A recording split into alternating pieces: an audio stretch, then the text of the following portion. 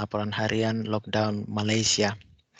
Hari ini Jumat 17 April 2020, 31 hari sudah Malaysia melalui PKP, Perintah Kawalan Pergerakan atau MCO, Movement Control Order, yang lebih populer dikenal sebagai lockdown Malaysia.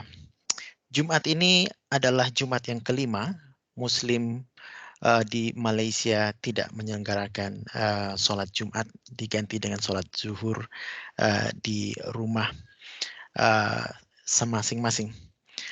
Tanpa memperpanjang mukadimah, mari kita mulai update dengan statistik harian COVID-19 Malaysia. Hari ini terdapat 69 kasus confirm positif baru di Malaysia, sehingga total jumlah keseluruhan menjadi 5.251 confirm positif. Ada 201 pasien yang dinyatakan sembuh dan discharge dari berbagai hospital di seluruh Malaysia, sehingga total kesembuhan menjadi 2.967. Ada tambahan 2 kematian, sehingga total kematian 86, dan sisa yang masih dirawat atau kasus aktif adalah 2.198. Di dalam ICU 51, 26 diantaranya memerlukan bantuan alat pernafasan atau ventilator. Statistik hari ini rekor baru lagi. Kenapa? Karena pertama, jumlah case baru 69 adalah yang terendah selama penerapan PKP. Dan saya rasa juga selisih antara case sembuh dikurangi case baru juga paling lebar adalah hari ini. Jadi ini tentu merupakan tren yang positif bagi Malaysia, di mana jumlah kesembuhan sudah mulai menunjukkan tren selalu melampaui jumlah case confirm positif baru. Dengan kematian total 86 hingga hari ini, berarti fatality rate Malaysia adalah 1,63%, 1,63%, jauh di bawah fatality rate global yang berada di level 6,75%. Demikian juga dengan recovery rate, dengan total kesembuhan hingga hari ini 2.967, itu setara dengan 56,50%, dan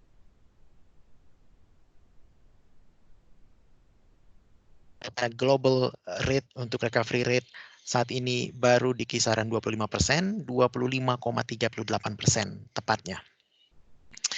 Ini adalah statistik sebaran confirm positif cases berdasarkan negara bagian. Tidak banyak perubahan. Negara bagian Selangor ditambah dengan Kuala Lumpur dan Putrajaya adalah tetap menjadi epicenter confirm positif di Malaysia. Anda masih ingat apa itu PKPD? PKPD adalah perintah kawalan pergerakan yang diperketatkan, atau dalam bahasa Inggris disebut sebagai Enhanced Movement Control Order. Hal ini adalah PKP yang lebih diketatkan pada lokasi-lokasi tertentu yang menunjukkan peningkatan kasus positif secara tajam. Dan sejauh ini sudah ada 8 area yang dinyatakan sebagai PKPD. Anda mungkin masih ingat sejak 3 pekan lalu ada Bandar Baru Ibrahim Majid dan lokaliti di sekitar Bandar Baru Ibrahim Majid, keduanya di Johor, di Kluang, kemudian Sungai Lui di Selangor, kemudian Menara Plaza City One di Jalan Masjid India, Kuala Lumpur, demikian juga dengan Malayan Mansion dan Selangor Mansion, juga di Jalan Masjid India. Beberapa hari yang lalu di video saya rilis saat komunitas Indonesia Muslim KL mengirim 65 paket nasi Padang dari restoran Sari Ratu untuk warga negara Indonesia yang terjebak di dalam Selangor Mansion dan Malayan Mansion. Ini adalah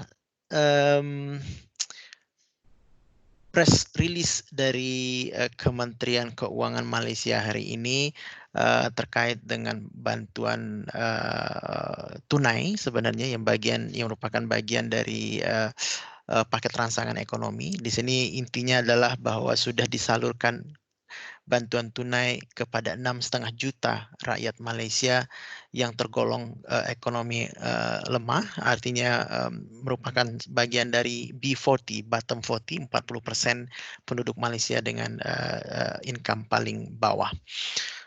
Di sini disebutkan bahwa yang belum menerima karena tidak bisa masuk account atau tidak punya bank account diperbolehkan untuk mengambil secara tunai sampai akhir tahun ini. Setelah ini, oke, saya mungkin berpindah dulu ke statistik statistik statistik global. Maaf, saya masuk ke statistik global dulu.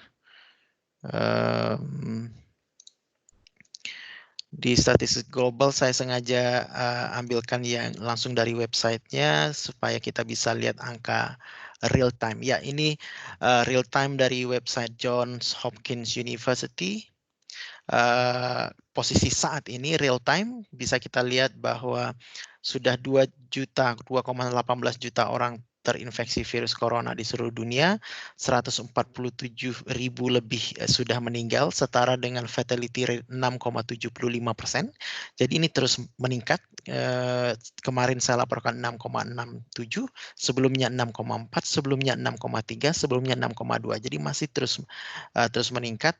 Sebagaimana bisa kita lihat di grafik ini adalah grafik per hari dari confirm positif seluruh dunia, dan kita lihat bahwa sampai hari ini masih menanjak tajam, belum ada tanda mendatar atau menurun.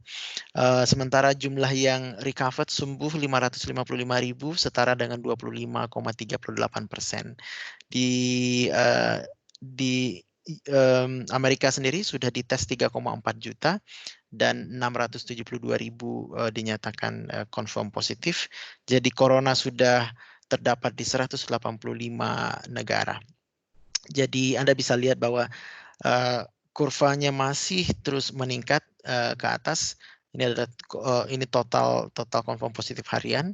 Ini juga penambahan harian juga Anda masih lihat masih trennya masih naik gitu ya. Jadi belum menunjukkan penurunan atau pendataran yang signifikan. Maka artinya masih banyak ketidakpastian sebenarnya terkait dengan wabah pandemik corona ini. Jadi mestinya kita tidak melonggarkan upaya penanggulangannya. Jadi istilah kerennya jangan kasih kendor. Kalau ada opini-opini yang dibangun bahwa corona tidak berbahaya, maka itu jelas sangat menyesatkan. Itu statistik dari John Hopkins untuk global.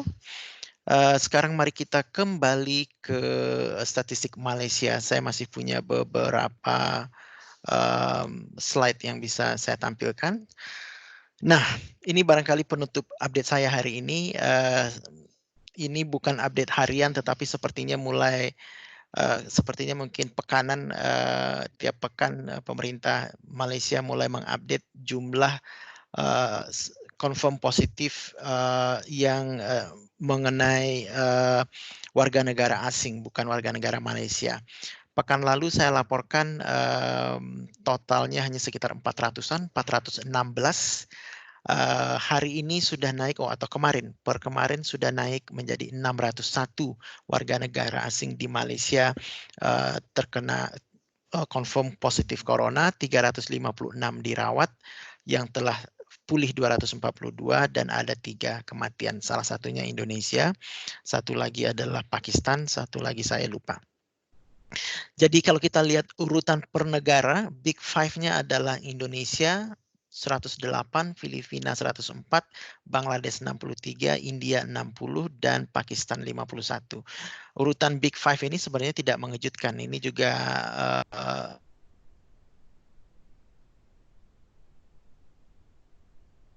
ini yang tinggal di Malaysia, bekerja di Malaysia. Dan memang Indonesia dan Filipina adalah memiliki jumlah pekerja migran yang paling besar di Malaysia, terutama Indonesia yang paling besar. Berapa jumlahnya?